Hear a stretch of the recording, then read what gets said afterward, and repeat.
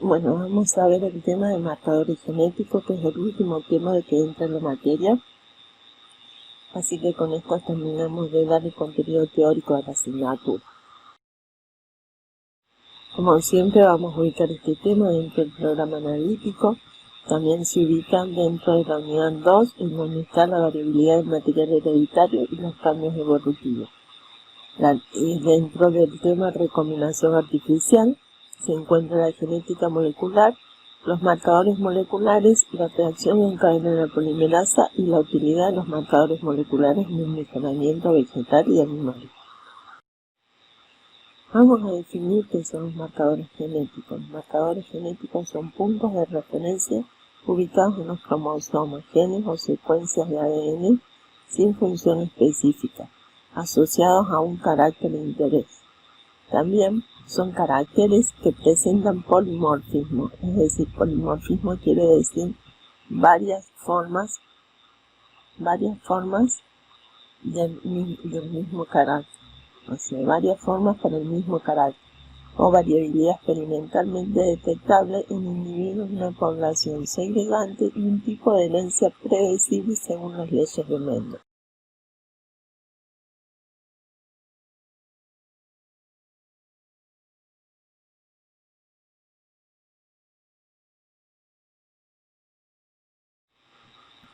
Las características deseables para que sea un buen marcador, ustedes saben que para que algo marque a algo, tienen que ser de detección fácil y rápida en todas las clases fenotípicas, expresión codominante, ausencia de efectos que alteren la expresión del carácter principal, tienen que tener expresión temprana en el desarrollo del individuo, tienen que tener ausencia de interacciones con el gen marcado y con otros marcadores, alto nivel de polimorfismo, gran número de variantes, distribución homogénea a lo largo del genoma, construcción de mapas y consumo mínimo de material biológico para su identificación. Los marcadores genéticos detectan polimorfismo. Como dijimos, ¿qué es el polimorfismo? Son las distintas formas que puede adoptar un carácter. Pueden ser detectables a través del producto de la expresión de los genes, como son los marcadores morfológicos y los bioquímicos, o estos marcadores pueden ser detectables a nivel de la secuencia de pares de base del ADN, tanto de genes como de regiones no codificantes, como son los marcadores moleculares. Aquí tenemos en esta fotografía distintos tipos de marcadores morfológicos. Como ustedes pueden ver, morfológico se refiere a la forma, o sea, algo que se expresa y que yo lo puedo ver en distintas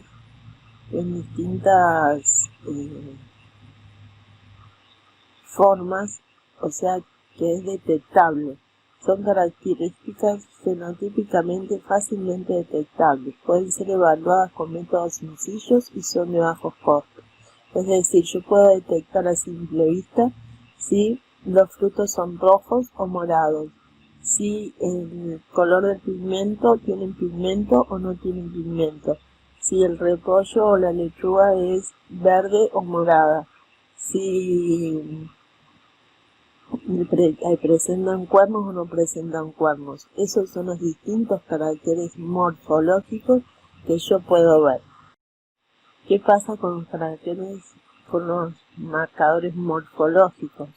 Los marcadores morfológicos lo que hacen tienen desventajas. ¿Por qué? Porque su número es limitado, ¿sí? Pueden estar influenciados por el ambiente. Como ya vimos, los distintos caracteres, al estar influenciados por el ambiente, pueden tener penetrancia incompleta. Por ejemplo, teníamos que si teníamos un individuo con un fenotipo determinado y me daba un fenotipo determinado, si ese genotipo determinado no se expresaba en el 100% de los individuos de ese genotipo, el fenotipo resultante no concordaba con el 100% de ese genotipo, entonces teníamos penetrancia incompleta. Entonces por eso pueden estar influenciados por el ambiente. Estos marcadores morfológicos no cubren todo el genoma, tienen bajo nivel de polimorfismo porque pueden ser, por ejemplo, tienen distintas variantes, pueden ser con pigmento, sin pigmento, con cuernos, sin cuernos, tienen una u otra forma, ¿sí? Entonces por eso se dice que tienen bajo nivel de polimorfismo. Ahora ya vamos a ver los marcadores moleculares a nivel de ADN que tienen mucho más polimorfismo. Generalmente se expresan como dominantes, suelen mostrar efectos pleiotrópicos y de interacción génica, es decir, que pueden actuar dos genes para dar el mismo, para actuar y dar el mismo carácter. Muchos se expresan en tejidos específicos en una etapa particular del desarrollo. Estas son todas las desventajas que tienen los marcadores morfológicos. Dentro de los marcadores también existen los marcadores bioquímicos. Estos marcadores se estudian a nivel de proteínas y isoenzimas. Son generalmente de carácter codominante, es decir, puede haber distinguir al genotipo homocigota del heterocigota. Los homocigotas para una isoenzima monomérica me da un homocigota, me da una banda en un padre y otra banda en otro padre. El heterocigota presenta 3 bandas. ¿Qué es lo que se ve en esta diapositiva con estos geles en donde se estudió el locus enzimático PGD3 de girasol con 2 variantes alélicas y las glutaminas de trigo? Estos genes fueron separados por electroforesis, que ya lo vamos a ver más adelante. Antes de eso vamos a decir las ventajas y desventajas de los marcadores bioquímicos. Las ventajas es que su extracción y análisis es relativamente sencillo, son de bajo costo, si bien su número es alto no es ilimitado, presentan poco polimorfismo, 2 o 4 alelos como los que vimos recién. El ambiente de crecimiento y la edad del individuo influyen en la expresión y se ve afectada la reproducibilidad de los simogramas.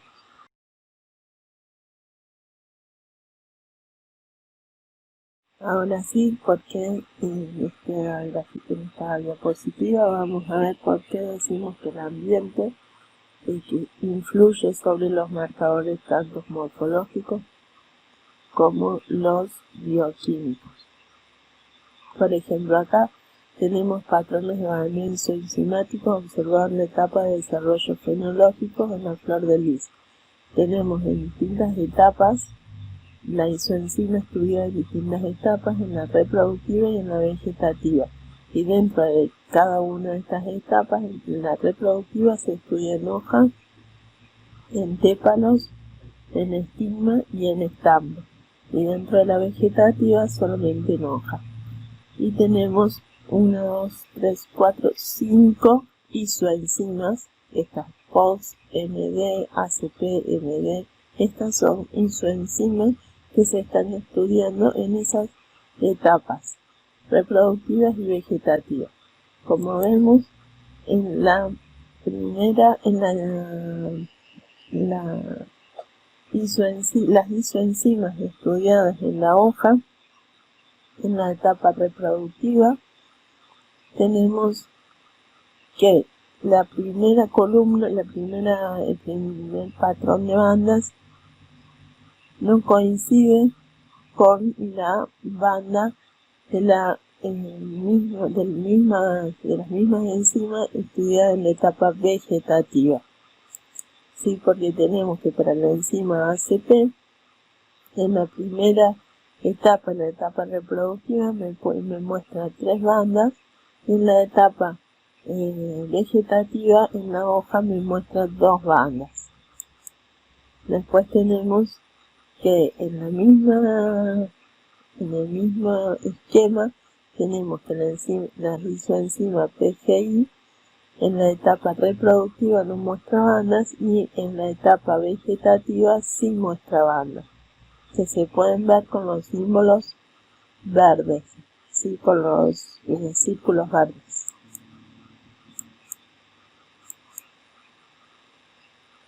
Y tenemos también que hay diferencias cuando dentro de la misma etapa, dentro de la reproductiva, por ejemplo, cuando se estudian las enzimas, tanto en la hoja como en el estambre. En la hoja se manifiestan o se expresan distintas enzimas que las que se expresan en los estambres. Por ejemplo, distintas formas de la enzima que se expresan en la hoja y se va a expresar en el estambre.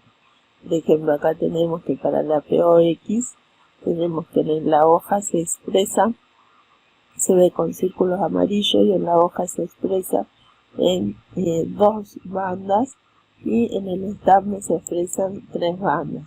Y para la ACP tenemos que en la hoja se expresan con 3 bandas y en el estambre sin bandas. Entonces, con esto queremos decir que hay diferencias en la expresión fenotípica, de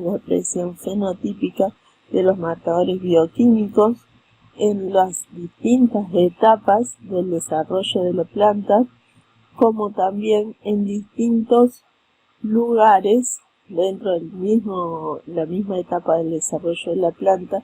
Se van a expresar en distintos tejidos de la planta y en distintas formas. Por eso no son buenos estos marcadores. ¿Cuál es la utilidad que tienen estos marcadores bioquímicos?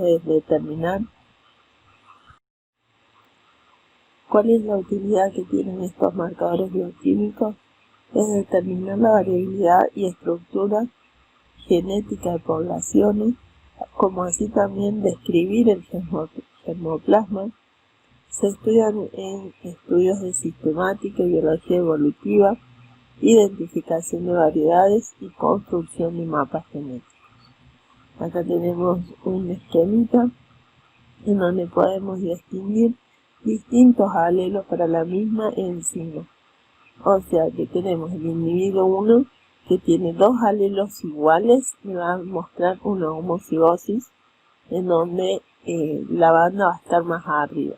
El individuo 2 me va a mostrar una heterocigota entre el individuo 1 y el individuo 3, es decir, el individuo 1 tiene un alelo que tiene el individuo 1 y un alelo que tiene el individuo 3, por eso corre hasta la mitad de la electroforesis del cel. Y el individuo 3 tiene 2 alelos que van a ser iguales, por eso va a ser homocigota. El individuo 4 va a ser una heterocigota y como son codominantes se me va a expresar, se me va a ver en la electroforesis tanto el alelo A que tiene igual que el individuo 1 como el alelo como el heterocigota.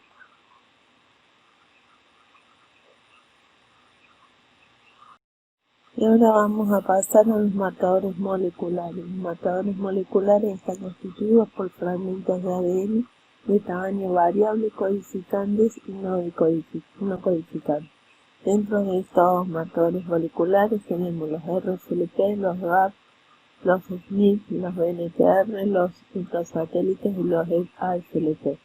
Vamos a hacer un breve repaso de qué son los RFLP, los RAP, los SNP y los microsatélites, a fines de poder hacer resumidamente un pantallazo de todos estos microsatélites y que vean para qué se usan cada uno y en realidad fueron evolucionando fueron evolucionando a medida de que se fueron descubriendo estos marcadores moleculares y ahora existe una gran variabilidad más grande de marcadores moleculares pero las bases de estos marcadores nuevos que existen tienen sus bases teóricas en estos que los vemos acá. Vamos a ver cuáles son las ventajas y las desventajas de estos marcadores moleculares. Las ventajas que tienen es que su número es potencialmente ilimitado. Acuérdense que nosotros estamos estudiando el nivel a nivel de ADN y estamos estudiando el ADN del individuo. ¿Sí? Tienen alto nivel de polimorfismo, o sea que vamos a tener que distintos individuos pueden tener distintas formas para el mismo marcador molecular. No están afectados por el ambiente. Al estar directamente en el ADN, el ambiente no influye de cómo se va a expresar ese ADN, pues yo lo que estoy viendo es el ADN. Se distribuyen a lo largo de todo el genoma, muchos son codominantes, no muestran efectos de interacciones porque no voy a ver el fenotipo, no voy a ver cómo se expresa, sino yo directamente voy a ver a nivel de genotipo, a nivel de ADN, qué es lo que tiene ese individuo. Se pueden detectar en cualquier tipo de tejido y en cualquier etapa de desarrollo del individuo. Acuérdense que yo muchas enzimas los podía ver en etapa reproductiva y en etapa vegetativa, o sea que tenía que esperar que la planta pase a su etapa reproductiva, y si esa planta es de un largo periodo de crecimiento tengo que esperar mucho tiempo. Acá yo tengo el ADN tanto del organismo del embrión como del organismo adulto. El ADN va a ser igual, entonces lo puedo detectar en cualquier tipo de tejido y en cualquier etapa del desarrollo del individuo. En esta diapositiva tenemos un mapa genético del tomate basado en marcadores morfológicos. Como ustedes ven, tenemos para el tomate la forma, el color de la hoja, o sea que tenemos un mapa, pero no del todo saturado, es decir que tenemos distancia entre los genes. Vemos que, como ustedes vieron, que con la prueba de 3 puntos, el ligamiento y recombinación por crossover, ustedes vieron que con la prueba de 3 puntos se puede determinar la distancia que existe entre genes que no están al lado uno de otro. Entonces, ustedes pueden ver acá que no está saturado este mapa, es decir, no hay muchos genes estudiados con los caracteres morfológicos, con los marcadores morfológicos, es decir, con los marcadores morfológicos no se puede decir mucho, digamos, no se puede decir mucho. Hay algunos genes que pueden ser estudiados, pero no hay mucho. En cambio, con los marcadores moleculares, lo que ustedes ven acá son un gen al lado del otro, y estos marcadores me permiten hacer un mapa más saturado. O sea, saturado quiere decir que tengan más genes que se conozcan, que estén uno al lado del otro, ¿sí? Entonces yo tengo un mapa mucho más completo de lo que obtengo con los marcadores morfológicos. Para hacer un estudio de los marcadores moleculares, como yo necesito el ADN de los individuos, el primer paso que tengo que realizar en estas técnicas es la extracción de ADN. La extracción de ADN tiene distintas etapas. Una en donde se produce la lisis celular, es decir, se rompen las células por medios mecánicos y también por medios químicos.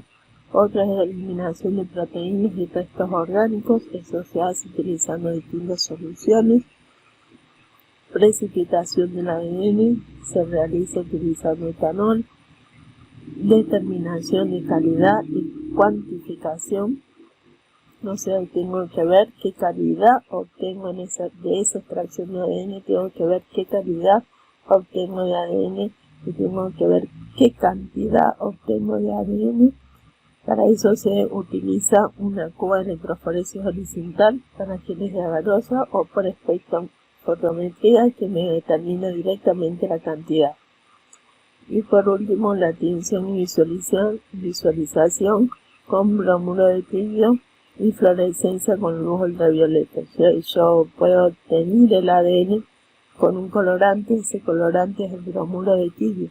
El bromuro de tirio se intercala entre las moléculas de ADN y me va mostrando cuando yo ese ADN lo pongo bajo una luz ultravioleta, ese bromuro de tirio va a fluorecer y me va a mostrar cómo es la molécula, cómo está, si está entera, si están enteras las moléculas de ADN que yo extraje o si están degradadas.